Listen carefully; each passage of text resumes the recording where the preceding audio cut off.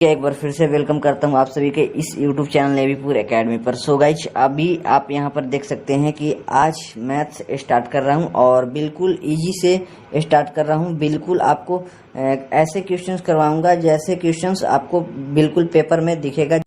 तो ये कि बहुत ही सिंपल प्रश्न है ये। A अनुपात B की वैल्यू है 3:4 और B अनुपात C की वैल्यू है 8:9। तो यहाँ पे आपको A और C का जो रेशियो है वो बताना है क्या होगा। ठीक है, तो आपको देखिए करना क्या है, यहाँ पे सबसे पहले लिख लेना है जो भी दिया हुआ है कि A और B और C तक है ना सिर्फ, तो इतने लिख लेना है। और A और B की वैल्यू क्या दी हुई है 3 और 4। तो A की वैल्यू 3 है और B की वैल्यू 4 है। और दूसरे में B की वैल्यू 9 है और B की वैल्यू 8 है और C की वैल्यू 9 है। तो B की जगह मैं 8 रखता हूँ और C की जगह पे मैं 9 रखता हूँ। ठीक है, अब जो जगह बची हुई है वहाँ पे उसका पड़ोसी लिख दीजिए। जैसे कि C बचा हुआ है तो C का पड़ोसी क्या है 4 है, तो यहाँ पे 4 लिख दीजिए। अब एक जगह ये बची हुई यहाँ पे, तो इसका पड़ोसी क्या है 8, तो यहाँ पे 8 लिख दीजिए। ठीक है, बस आपको क्या करना है, अब इनकी गुणा कर लेनी है। तो पहला हो गया 8 × 24 और 4 × 8 = 32 और 4 × 9 = 36। तो ये आपका रेशियो आ जाएगा। इसे छोटा कर सकते हैं, 4 से काट लीजिए। 4 × 6 = 24, 4 × 8 = 32, 4 × 9 = 36। तो A B C का रेशियो जो है वो ये है आपका। ये पूछ रहा है यहाँ पे आपसे A और C का रेशियो क्या होगा। तो इसमें देखिए मैंने ये जो पहला वीडियो है इसमें मैंने ऑप्शन नहीं लिखे हैं, बिगर ऑप्शन के हैं ये, है ना। तो इसमें कुछ ऑप्शन की जरूरत भी नहीं थी, तो इसमें 6 और 9 हो जाएगा। ठीक है, A और C का रेशियो कितना हो जाएगा, A और C का हो जाएगा 6:9 का रेशियो। क्लियर। तो यहाँ पे हो सकता है कि यहाँ पे तो सिर्फ 2 ही दिए हुए हैं, कभी कभी A B C D E F मतलब कहीं तक भी आ जाए, तो आप इसी तरीके से करेंगे तो आसानी से हो जाएगा। एक क्वेश्चन और देख लेते हैं। चलिए, जैसे इस सवाल में दिया हुआ है आपको A अनुपात B भी दिया हुआ है, B C और C अनुपात D भी दिया हुआ है। तो यहाँ पे आपसे A और D का अनुपात पूछ रहा है। तो सबसे पहले हम उनको नोट कर लेते हैं जहाँ तक ये काउंटिंग दी हुई है, A B C और D। यहाँ पे A और B की वैल्यू है 8 15 है, तो यहाँ पे 8 और B की वैल्यू कितनी है 15 है। और B और C की वैल्यू क्या है यहाँ पे 5 और 8, तो B की वैल्यू 5 है और C की वैल्यू 8 है, 8 है ना। और उसके बाद फिर C और D की वैल्यू क्या है 4 5, C की वैल्यू यहाँ पे 4 है और B की वैल्यू यहाँ पे 5 है, ये 8 है, 8। बस जो जगह बची हुई है वहाँ पे उसका पड़ोसी अक्षर लिख लीजिए। जैसे कि ये 2 जगह बची हुई है यहाँ पे, तो 15 15 लिख लेते हैं, 15 15। ये जगह बची हुई है यहाँ पे 8 लिख लेते हैं, इसका पड़ोसी 8 है। और ये जगह बची हुई है यहाँ पे 5 लिख लेते हैं, पड़ोसी 5 है। और ये 2 जगह बची हुई हैं यहाँ पे, इसका पड़ोसी 4 4 है, तो यहाँ पे 4 लिख लेते हैं। ठीक है, अब आपके पास 2 रास्ते हैं, या तो आप सीधी सीधी गुणा कर लीजिए लंबी लंबी, है ना, या फिर यदि आप चाहते हैं तो काट भी सकते हैं इसको, जैसे जिस तरीके से हम मतलब काटते हैं उस तरीके से भी काट सकते हैं।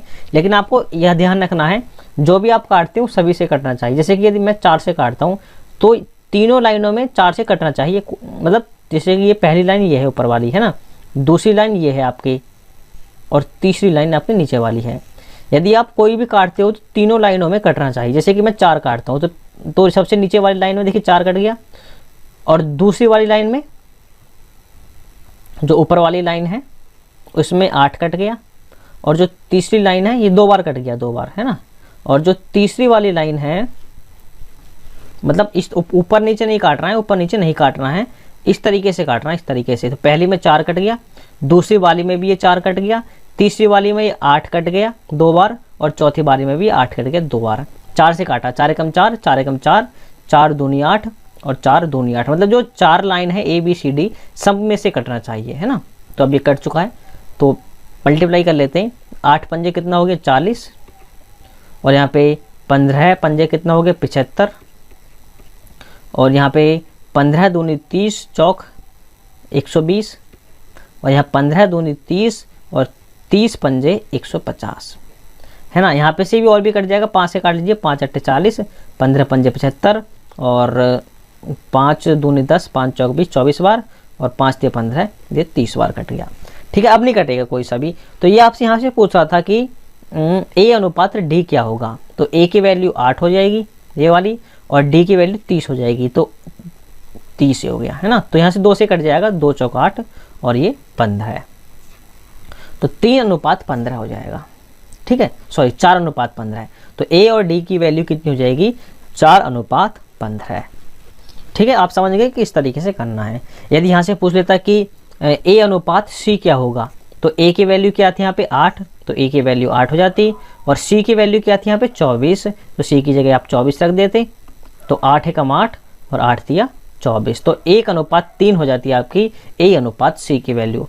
ठीक है, आप समझिए कि किस तरीके से आपको ये करना है। यदि आप काट सकते हैं तो काट लीजिए, वरना आप सीधी सीधी इस तरीके से गुणा भी कर सकते हैं और फिर नीचे लाके काट सकते हैं। यदि यहाँ से काटना है तो यदि आपके डी तक हैं तो डी सब में से एक एक कटना चाहिए। जैसे 4 यहाँ से काटा था, जिस तरीके से चाहता तो मैं 5 भी काट सकता था। कैसे? देखिए 5 एकम 5 और 5 तिया 15, 5 तिया 15 और 5 एकम 5, मतलब चारों में से 5 से कट गया कुछ ना कुछ, तो आप 5 से भी काट सकते थे। लेकिन देखिए यहाँ नहीं काटना मैं ऊपर 5 से, तो 5 से यहाँ फिर नीचे कट गया, नीचे आके 5 से कट गया ना, 5 8 40 15 5 75, तो आप ऊपर भी काट सकते हैं नीचे भी काट सकते हैं। यदि आपको ऊपर काटने में, वैसे ऊपर काट लोगे तो गुणा छोटी होगी, बस इतना है, तो वैसे जैसे भी आप करना चाहते हैं वैसे कर सकते हैं। अब ये सवाल क्या है कि 2a = 3b = 4c हो तो a अनुपात b अनुपात c की वैल्यू क्या होगी। देखिए एक बार करने की कोशिश करें आप, यदि कर सकते हैं तो चलिए मैं बता देता हूँ किस तरीके से करना है।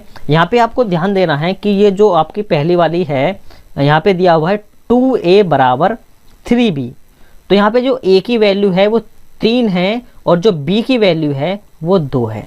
देखिए जब भी आपको इस तरीके से इक्वेशन मिल जाए ना, इस तरीके से, तो a की वैल्यू हमेशा सामने वाली होती है और b की वैल्यू भी हमेशा सामने वाली होती है। तो यहाँ पे आपकी a की वैल्यू आ गई 3 और यहाँ पे b की वैल्यू आ गई 2।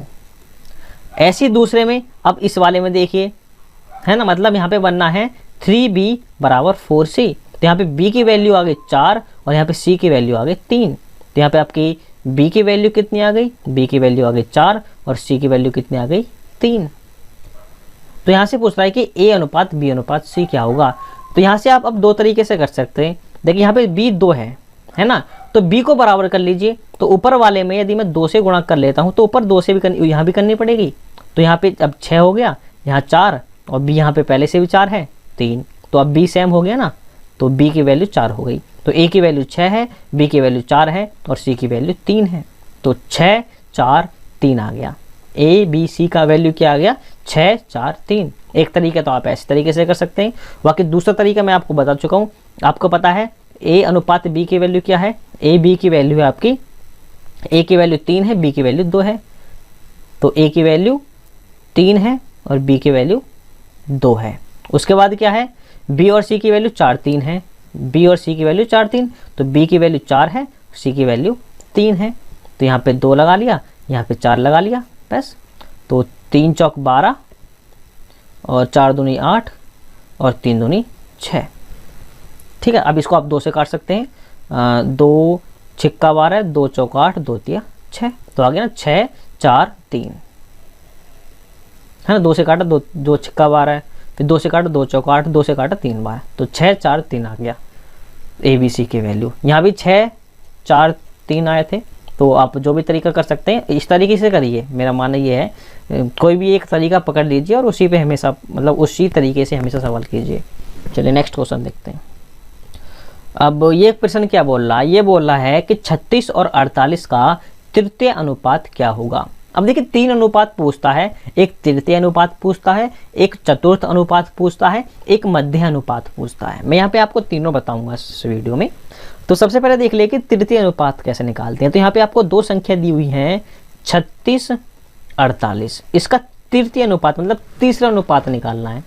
तो तीसरा अनुपात आप कैसे निकालेंगे? तो जो आपको दूसरा अनुपात दिया हुआ है ना, इस तरीके से आप तीसरा अनुपात भी 48 को मान लीजिए, है ना, और यहाँ पे x मान लीजिए। तो इसकी मल्टीप्लाई इसमें करनी है और लास्ट वाले की पहले वाले में, है ना। तो 48 गुणा 48 बराबर 36 गुणा x। तो यहाँ से आप x की वैल्यू जो निकलेगी आपकी, वही आपका तीसरा अनुपात होगा, तृतीय अनुपात होगा। चलिए कर लेते हैं। 12 तिया 36, 12 चौका 48, 3 से काट लेता हूँ, 16 तिया 48, तो 16 गुणा 4 हो गया, मतलब 64 हो गया x की वैल्यू। तो यहाँ पे जो आपका तीसरा अनुपात निकला वो निकला 64। समझ में आ गया? जो तीसरा अनुपात कैसे निकलेगा, इस तरीके से, मतलब पहले क्या करना है, पहला अनुपात ले लेना है, दूसरे को दूसरा लिख लेना है, और फिर तीसरे की जगह भी वही लिख लेना है सेम, है ना। 48 तो 48 लिख लिया, यदि यहाँ पे 45 होता तो ये भी 45 लिख लेता मैं 2 बार, है ना। और चौथे को x मान के इस तरीके से दूसरे की मल्टीप्लाई आपस में करनी है और पहले की और चौथे की करनी है। यहाँ से जो आपकी वैल्यू निकलेगी वही आपका तीसरा अनुपात होगा। क्लियर। चलिए नेक्स्ट देखते हैं। अब वो ये क्वेश्चन बोल रहा है कि 25 और 4 का मध्य अनुपात कैसे होगा। अब देखिए मध्य अनुपात कैसे निकालते हैं। इसने 25 और 4 दे दिया तो इसका मध्य अनुपात कैसे निकालेंगे, पहले इन दोनों की गुणा करेंगे और उसके बाद उसके ऊपर रूट चढ़ा देंगे, ऐसे निकालते हैं मध्य अनुपात।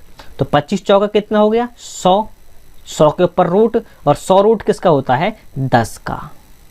तो 25 और 4 का मध्य अनुपात कितना हो गया 10। क्लियर। तृतीय अनुपात और मध्य अनुपात ये दोनों आपको समझ में आ गए होंगे। अब देखिए ये बोल रहा है कि चतुर्थ अनुपात क्या होगा। तो यहाँ पे दिया हुआ आपको 16 अनुपात 8 और यहाँ पे समानुपात के बाद 6 और यहाँ पे फिर x मान लेते हैं चौथे अनुपात में। चौथे अनुपात में तीनों को यूँ लिख लेंगे, चौथे को x मान लेंगे। अब इसकी मल्टीप्लाई इसमें और इसकी मल्टीप्लाई इसमें, तो 8 छिंग कितना हो गया 48 और यहाँ पे 16x, तो 16 तिया कितना हो गया 48। तो यहाँ पे आपके x की वैल्यू कितनी आ गई 3। तो आपका जो चतुर्थ अनुपात होगा वो 3 होगा। क्लियर।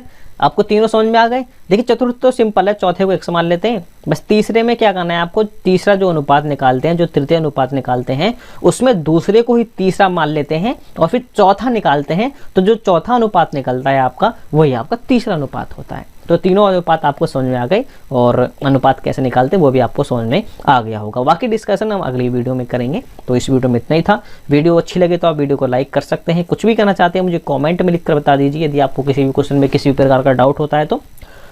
और सब्सक्राइब नहीं किया तो सब्सक्राइब जरूर से कर लीजिए। उसके बगल में एक बेल का निशान आएगा, उसको दबा देना ताकि आपको आने वाली हर वीडियो का नोटिफिकेशन समय पर मिलता रहे। तो इस वीडियो में इतना ही है। देखने के लिए धन्यवाद।